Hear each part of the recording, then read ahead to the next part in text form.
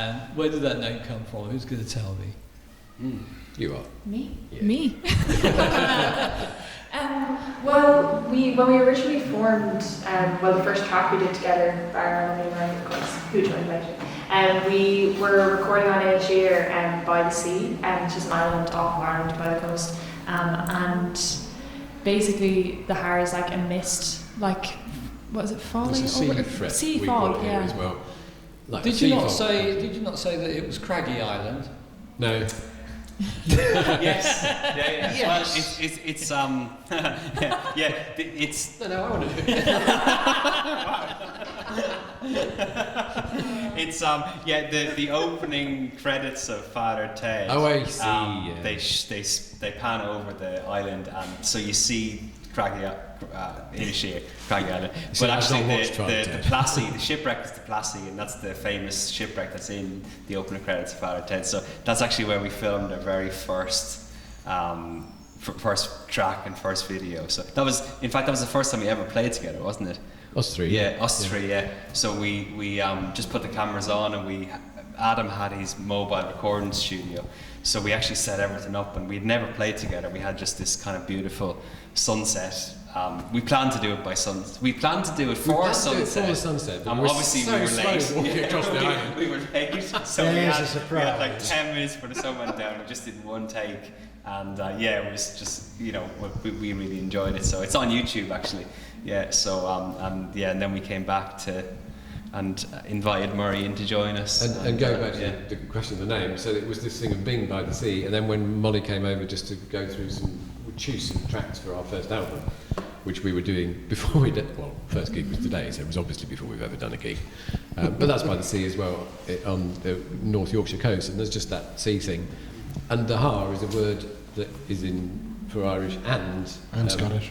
Scottish and North East Coast as well, for the sea mist, so just at least it fits Makes a bit. sense, yeah. So we went with it. But it's not unrelated to the hair. I mean, If you were German. obviously, a big feature, and that's why we have the little image on the album cover. Yeah. Thanks for mentioning it, Cormac. Tell us. Well, here's a fun fact: the hair on the album cover is not actually Molly. Why would you say that? Why would he say that? Yeah, that's from just before, because Murray's now dyed his hair brown, but It was actually his hair. it's not actually Yeah, mine wasn't vibrant enough. No. So Murray took one for the team and went through the dyeing process. It has to be for that look. It has to be that look. Tell us the story about how Molly got involved with this. Oh well, that was on Inisheer. Cormac teaches at a Barron festival there every year, and he and I had done an album, which actually Murray engineered. Yeah, I was the mixed engineer. and produced and everything else. Called Stone Soup, and we went over we did a kind of lecture and a concerty thing. Yeah, it was kind of a lunchtime concert kind of lecture about the whole idea of because the whole album was kind of based on improvisation really, and so instead of sort of picking tunes and arranging them and going into the studio like that, we kind of had this idea of just improvised structures really. So and I think that idea is carried on to different projects that we've done since with Adam and Murray with their Ciderhouse Rebellion, and into the Haar. So we kind of came in with this project with the idea of taking traditional Irish songs, and traditional songs in general I suppose, and then instead of kind of arranging them and structuring them, they would actually take an improvised approach to the arrangement in the studio. So that was the idea behind it really, and so we just kind of put the parts together and got into the studio, press record, and let's see what happens. Then we were on that island, we did our gig, it was all great frankly, and paddled off to the pub. There was a session going on, we're drinking Guinness, and the session was fine, nice, and then suddenly Molly just sang a thing on her own, absolutely magical. Everything went completely silent, and I've wanted to work with a folk singer of the right kind of voice for kind of my whole career, and I've never, I would work with Julie Fowlis, but I guess she's already busy. And then suddenly there was this voice, and I said to Cormac, we've got to do something with her. Yeah, and we were just doing our first Ciderhouse album, improv album, and I remember Adam just say, because I knew that these guys had been doing it because I engineered and produced the album, so I knew this. Oh yeah, they've been off doing that. I said, you need to have a listen to this. What do you think? Yeah, I played the video he was talking about to Murray. Wow, yeah, brilliant. What do you think? Yeah, sign me up. So I sent you a text. We're on. I sent Molly a text, and about half an hour later. I was going to say, what did Molly think about all of this? At the time, Well, she's the singer, we don't listen. Yeah, they don't actually care about my. No, I was working at the time. I was working like a 9 to 5 office job as well, and I was just like, it was midsummer, like really hot weather. I was working in a HR thing. Business things, and not my thing clearly. But I was working there, and I remember it being lunch, and you'd like in those kind of jobs, you're just like, oh, whatever. And then I checked my phone, and I had the text from you, and I was like, obviously. That's pretty much what you replied. So I then texted Cor and said, well, we all think this. And so within half an hour of the idea really coming to fruition there, then the band was a band. Because when we just did it on Inisheer, we wanted to do something with Molly, but we did that as kind of a one-off. Yeah, it was never... And it was sort of like a guest with Stone Soup or whatever. Yeah, but actually that was... Yeah, we originally looked at that, didn't we? We were like, maybe we should do a Stone Soup featuring Molly, and then we kind of went, actually no, maybe this is a thing on its own, you know. Yeah. And then I remember having the conversation, what we're going to do, I think we need to do an album, let's sort this out, and us having a conversation with you saying, come on, what's your availability over this? No, I have no availability, there's no space, no way I can do it. Yeah, but what about that? Oh, all right. Molly, just talk about your singing. Gladly. No. I mean, up to that point, you'd been singing in pubs and things like that, so it was just a hobby. I mean, when did you discover your voice, and who told you that that's a remarkable voice? Thank you. Thank you. It is. Yeah, I don't know. See, I've always... Singing was kind of like the first thing I came to, so I play the harp as well. Not in the band. I play the That's a harp. story there. It's a story.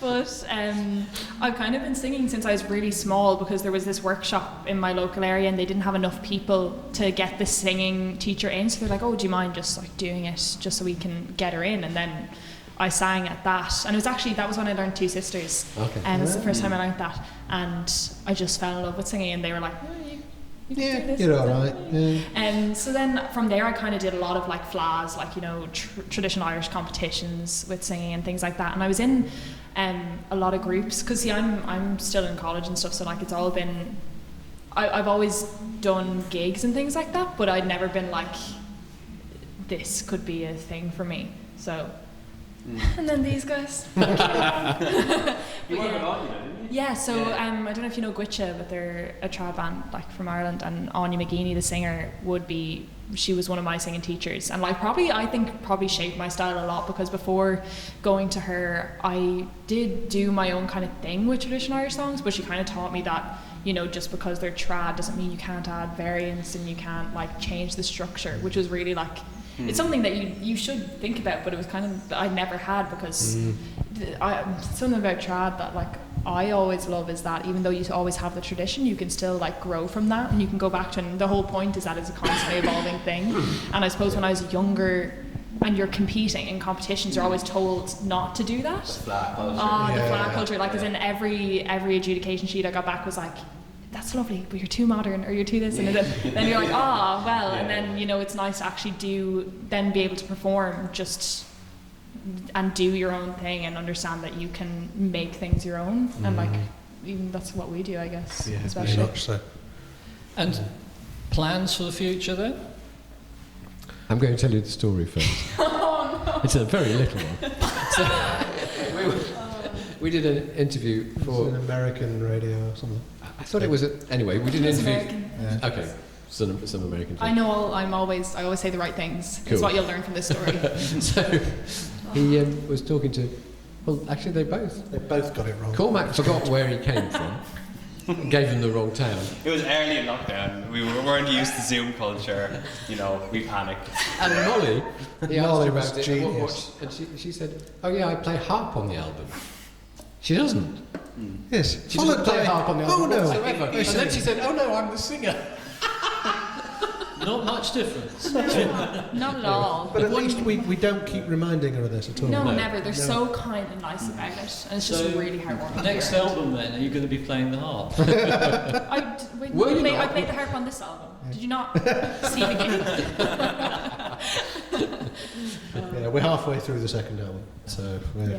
we've done 2 days. We've got another 2 days, and that'll be next album done. We've only, we were saying this earlier, how we've only actually met each other. This is my Fourth fourth day? day, No, fifth day, I think. day. Yeah. Actually, like, Actually, Yeah, because physically. you're actually recording in Yorkshire, aren't Yeah. you? In the middle of it at the moment. So. We are. Yeah. Yeah.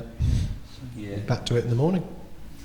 Yeah, we're in the middle of doing our quite unique, I suppose. We're now recording our second album in the same week as we're doing our first gig. So, I don't know what many bands can say. After wouldn't only want to 5 say. days in total together as a band. And we had the other fabulous experience last night. We finished recording. We're thinking, okay, let's chill, sort ourselves out for tomorrow. Why don't we just run a few things, just top and tail a few things? And we're in the kitchen just having a jam, and the Cormac suddenly goes, "Hang on a minute. This is the first time we've ever actually played together and can see each other." Because in recording, you're all in cans and surrounded by stuff, and maybe in another room and all the rest of it. And so last night was the first time we actually were in the same room playing. Yeah, so most of the time so far, like we've been kind of creating this stuff, but we're in the studio setup where we're Yeah, so you've got And sound we've done- baffles. yeah. and first we've time done- we were in the same room, but we were separate, had kind of visual separation Yeah. and sound separation, of course, as well. But this time we're in different rooms. And but then we, during lockdown, of course, we've done 3 videos yeah, where we've had to, because of lockdown, we've had to do it the one person does something, send it, musical consequences in effect. Yeah. So we've done all this stuff. It's great. We've got all this stuff, but we never actually played together. just Till such a last crazy night. realization to go, guys, we've never. What's the actual, what did it feel like on the stage then when you're there together? Fantastic. And you've got this big crowd in front of you. It was cold and windy. You feel some sense of nervousness about that situation? No. Oh, no, Was not that at all. really enjoyable? Totally. Yeah. Yeah. I don't think it was I think it was like There's an energy waiting to pop out. yeah, like well, I don't know, like I think because you obviously the audience introduces a different element, so Yeah. you kind of you're responding to that, like that's part of the conversation we're having. So Yeah. when we're performing, we're having a conversation with each other, but when the audience is there, they're part of the conversation, so they affect it, And I think today, like we were kind of delighted with how it went today's performance, but it's also a tough one, like in the middle of the day in a field when everyone's sort of trying to be as separated as well, and like with the restrictions and stuff. But no, it was great. Like it felt really good, and I think that's the first thing we said after we came off stage was like, yeah, that kind of worked, and we're happy.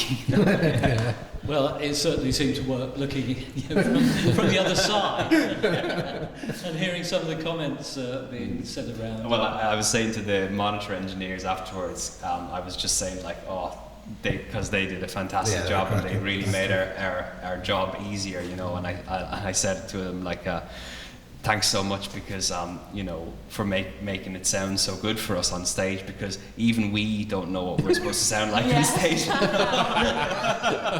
So we weren't very good at guiding them. Like, what do you normally sound like? We don't know. Tell me, yeah. It sounded okay. It's all right. And I believe that you nearly sold out of CDs. We did. We sold a lot. Did sell God. Totally sold out, yeah. We had about half the line left and we'd run out. Yeah. Quite embarrassing, really. Yeah.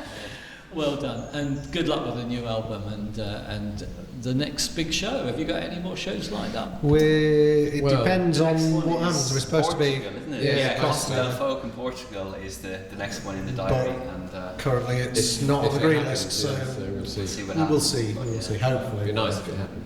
Yeah, I think like I guess the frustration for us was we formed the band just before yeah.